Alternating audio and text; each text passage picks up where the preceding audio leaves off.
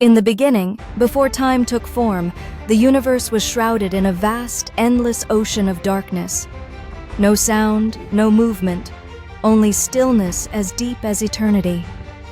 Lord Vishnu, the Preserver, lay upon the coils of Ananta, the eternal serpent, his body unmoving, his eyes closed in a slumber that stretched across the ages. Within him, the seeds of creation rested, yet to be revealed. All of existence was folded into his being, silent and unseen, awaiting its destined birth. Then, in that profound silence, a gentle tremor stirred. It began as the faintest ripple, a vibration from within Vishnu's very essence. The air quivered. Slowly, from the center of his navel, a lotus began to emerge, soft and golden. At first, its light was but a flicker, a soft glow against the blackness, but as it unfurled its petals, that light grew brighter, cutting through the void like the first rays of dawn breaking over an ancient horizon. The lotus blossomed fully, its radiant glow casting away the shadows, a beacon of life and creation amidst the endless sea. And so, from Vishnu's divine rest, the first stirrings of the universe began. As the lotus unfurled its golden petals, a soft, radiant glow filled the void, revealing a lone figure seated at its heart, Brahma, the creator. His four faces, serene and wise, turned slowly, each gazing in a different direction, beholding the vast emptiness around him. The silence was heavy, and yet the air hummed with the possibility of creation. Brahma blinked, his many eyes reflecting the glimmer of stars yet to be born. Awestruck, he took in the endless expanse and whispered, his voice trembling, "Why am I here? What is this purpose that stirs within me?" His words seemed to dissolve into the ether, leaving only the question echoing in the darkness. Uncertainty gripped him as he searched his thoughts, his mind racing through the endless possibilities of creation. What was his role in this cosmic void? What shape should the universe take? Suddenly, a deep, resonant voice shattered the stillness, not with sound, but with presence. It was Vishnu, the Preserver, though his lips remained unmoving. "You are the creator, Brahma," the voice reverberated through the void, filling it with certainty. "From this lotus, the universe shall be born. Shape it as you see fit." The weight of the task settled upon Brahma, yet within him a spark of purpose began to glow brighter. Still uncertain, Brahma gazed upon the boundless, silent ocean below, a void stretching endlessly in all directions. How was he to summon creation from this abyss of nothingness? His fingers quivered ever so slightly, his breath catching in the stillness. He closed his eyes, searching deep within his soul, seeking the divine spark that lay dormant. Then, softly at first, he began to chant the sacred syllable, Om. The primordial sound that resonated with the very essence of existence. The vibration of his voice echoed through the emptiness, growing louder, deeper, until it seemed to stir the very heart of the void. As if answering his call, the formless ocean began to swirl, its dark waters trembling in response. From the depths, streams of color burst forth, vivid blues like the first light of dawn, fiery reds as though the sky itself were igniting, and rich golds that bathed the heavens in warmth. The lotus beneath Brahma shimmered, glowing brighter with every chant. Slowly, the vast expanse of space began to unfold, stretching outward, creating the foundation of all that would be. With each sacred utterance from Brahma's lips, the vast emptiness stirred. The universe unfurled, its expanse growing with the breath of his words, stars igniting like embers leaping from a great cosmic flame. The darkness was no longer empty, but alive with a dazzling display of fire and light.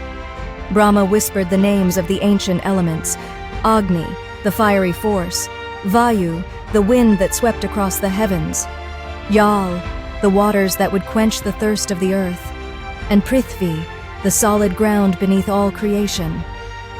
At his call, these primal forces leapt into existence, and the dance of creation began, a symphony of energy, swirling in perfect harmony. Yet as the universe blossomed before his eyes, a shadow of doubt crept into Brahma's heart. The weight of what he had unleashed pressed heavily upon him. "What if I err in my creation?" he whispered, the vastness around him magnifying his uncertainty. For a moment, the brilliance of the newly born stars seemed to dim, mirroring his hesitation. But then, as if carried by the wind, came Vishnu's voice, calm and sure as the eternal ocean. "Fear not, Brahma," it echoed. "Creation flows through you, like the waters of the deepest river. Trust in its course, for it knows the way." Reassured, Brahma's resolve strengthened, and with renewed purpose he continued the sacred work. Encouraged, Brahma pressed on, his fingers moving through the void like an artist shaping the canvas of existence. With each graceful motion, the towering mountains rose, their peaks crowned with snow, while deep rivers cut through valleys, gleaming under the first rays of light. The sun and moon took their rightful places in the heavens, casting golden light and silver shadow over the newborn earth. The sky shimmered with stars, each a jewel in the vast tapestry of creation. Yet as Brahma gazed upon this masterpiece, his heart stirred with unease. The world was beautiful, but it was silent, still, like a painting untouched by the breath of life. The rivers flowed, the winds whispered through the valleys, but there was no heartbeat, no soul. The universe itself seemed to hold its breath, waiting. Brahma's brow furrowed, his hands stilled in midair. "What is missing?" he murmured to the emptiness around him. The silence echoed back, and a question lingered on his lips, heavier than the weight of the world itself. "How do I give it life?" His voice was soft, almost pleading, as if seeking an answer from the very essence of creation. This time, the answer did not come from Vishnu. Instead, the lotus beneath Brahma began to glow, its golden petals casting a soft, radiant light that seemed to pulse with the rhythm of the cosmos. As Brahma gazed upon it, a deep wisdom stirred within him, as though the very essence of creation whispered its secrets into his soul. "The secret of life is not merely in what is created," Brahma murmured, his voice soft yet firm, "but in what is shared." With this revelation, his heart filled with purpose anew. Brahma stretched his hands over the vast, swirling void, feeling the raw threads of existence beneath his fingertips. He pulled at the unseen fabric, and from the formless ether, beings began to take shape. The gods shimmered first, their ethereal forms radiant and strong. Then came the humans, fragile yet filled with potential. Animals of every kind followed, each crafted with care, their bodies rippling with the vitality of life. As these creations took their first breaths, the world around them responded. Rivers began to flow with crystal waters, their gentle murmur filling the air. Winds stirred the heavens, cool and fresh. In the forests, trees swayed as leaves whispered in the breeze, the world alive with the song of new beginnings. But creation was not yet complete. Brahma stood upon the lotus, his gaze sweeping over the newborn world. Creatures roamed the earth, their movements erratic, like leaves tossed by a wild wind. The air was thick with confusion, the sound of restless footsteps echoing in the vast emptiness. Brahma's heart grew heavy as he watched the chaos unfold. "They are lost," he murmured, his brow furrowed in thought. "They do not know why they have been brought into this realm." A deep silence filled the space around him, broken only by the rustling of the wind through untamed forests and the distant roar of rivers carving their paths. Brahma closed his eyes, searching within himself for an answer. Suddenly, a revelation stirred within his soul. Creation lacked harmony. It needed the guiding hand of balance. He drew upon the sacred energy, ancient and eternal, and with a whisper, he spoke the word that would shape existence, samsara. At once, the pulse of life began to beat in rhythm. The creatures of the earth felt it within them, a quiet, steady force pulling them into the dance of time. Birth, life, death and rebirth, the endless cycle unfolded like a divine melody. Slowly the chaos subsided, and a deep order emerged. The mountains, rivers, and stars aligned to Brahma's will, each playing its part in the grand tapestry of creation. As the universe unfurled before him, Brahma stood atop the lotus, his eyes sweeping across the vast expanse of stars, mountains, and rivers he had brought into being. The heavens shimmered, and the earth pulsed with new life. A soft breeze, carrying the scent of creation, brushed past him. Yet, beneath his awe, a shadow lingered in his heart. "It is beautiful," he whispered to himself, gazing at the celestial dance he had orchestrated. But even as the cosmos bloomed under his hand, a profound sadness welled within. "Though I have shaped all this, none shall offer their prayers to me," he murmured, his voice barely a breath against the endless sky. From the silent ocean below, Vishnu's voice rose like a deep, calming current. "Creation is not for adoration, Brahma. It is an offering, a gift unto the cosmos." The words resonated, gentle yet unwavering, as if the very waves echoed his wisdom. Brahma's shoulders sagged as he listened, the weight of his duty pressing upon him. He bowed his head, accepting the truth of Vishnu's counsel. Creation, after all, was not about receiving, but giving. His sigh was soft, lost in the hum of the universe, yet in his heart he knew he had fulfilled his divine purpose. As Brahma's labor drew to a close, he stood upon the great lotus, its golden petals cradling him as the vastness of creation stretched before his many eyes.